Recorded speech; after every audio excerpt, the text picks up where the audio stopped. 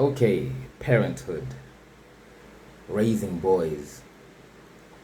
I think our modern society has been so broken. Everybody's like chasing independence. Everybody's trying to live for themselves. Everybody is loving themselves in a selfish way. That we broke communities that we had in ancient times. Not even ancient times, like not so many years ago. I think we still have that thing here in Africa. Like the Maasai people from Kenya. They still live in communities. Like when boys grow to a when boys grow to a certain age, they're separated from their mothers. So like they can be fully submerged into their masculinity, like handling emotions, handling pain, doing tests like going to the jungle or going to the savannah to harvest honey from bees and then eating the honey from just under the beehive. If they fail that test, they're taken to fire ants and then they sit on the trees, or like they stand where fire ants are, and you don't move, you don't show pain, you don't show emotion, like turning men to warriors. What we have now, like men are so emotional, that's why we have shootouts, that's why we have men trying to prove themselves like women, fights, killings. And in turn, like the boys grow up and be men who end up going to jail or having to like live the rest of their lives in jail because they don't know how to handle their emotions and stuff.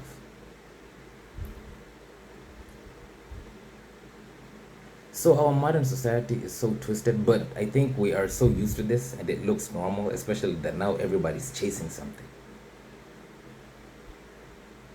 And the funny thing about chasing, you never catch what you're chasing, or as soon as you catch it, you start feeling empty, like you need to start chasing again. So especially in single mother homes, no offense to the single mothers, because there are some who are doing a great job and there are some who are like they can't really do anything about their situation based on the choices they made, based on how life is unfolding. Yeah, but boys need the man, especially a community. Like living in a community is very different than a nuclear family household, because that means there's different men in that household. There's uncles, there's grandfathers, there's brothers, there's cousins. Even if anything went down in that community, like regrouping or squaring up to whatever was coming to the community was easier than now everybody's living alone. So if like now shit hits the fan, everybody's by their own self, except for the people who like have regrouped, or the people who are still living in communities, fighting together, building that connection, building that family structure that makes the people in that community feel strong and supported as a whole. Because now everybody's trying to prove something. Everybody's chasing something now. And as soon as you get it, you still feel empty. Because we do not have the core depth of what relationships are supposed to bring in that setting. Yeah, so a lot of men and boys today, they become broken because of this. I think there was a time I had to live with my mother in a different country or state.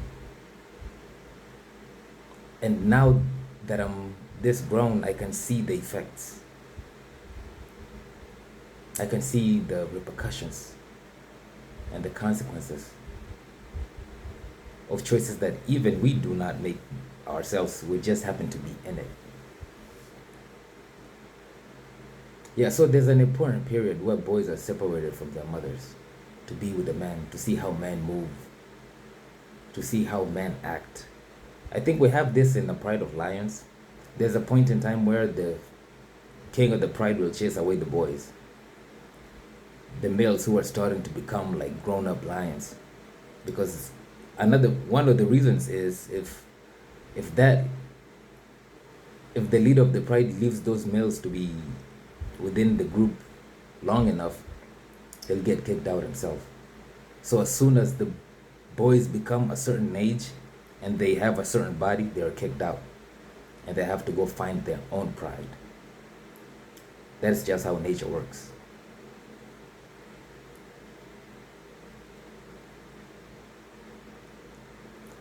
Yeah, like observing simple things like this will change a lot how we operate. It will change a lot how we raise our boys to be men. Men who observe what's going on in the community, what we're doing as a whole, what is supposed to be done, how we're supposed to be moving. Instead of them living in settings where there's where the setting is managed purely by emotions, trauma, rage, jealousy, pain.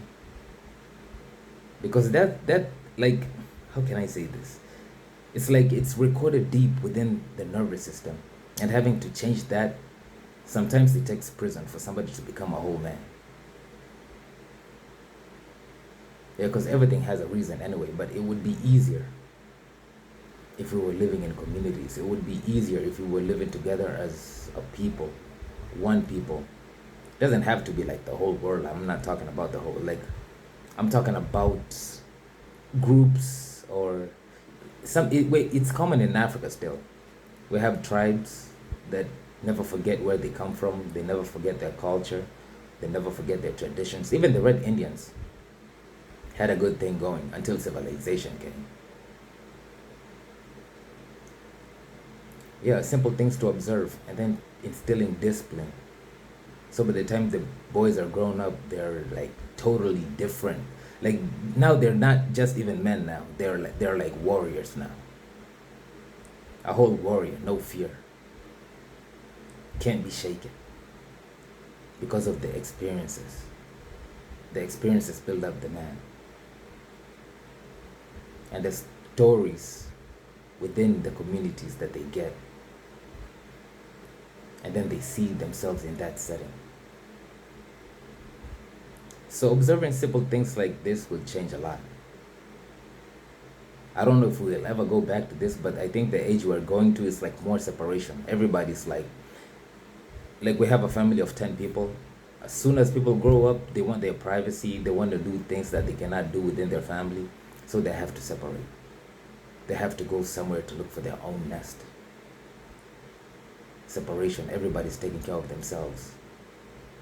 That's why you find in families there's a lot of hate, a lot of jealousy. Things that you rarely find in one community. People living as a community.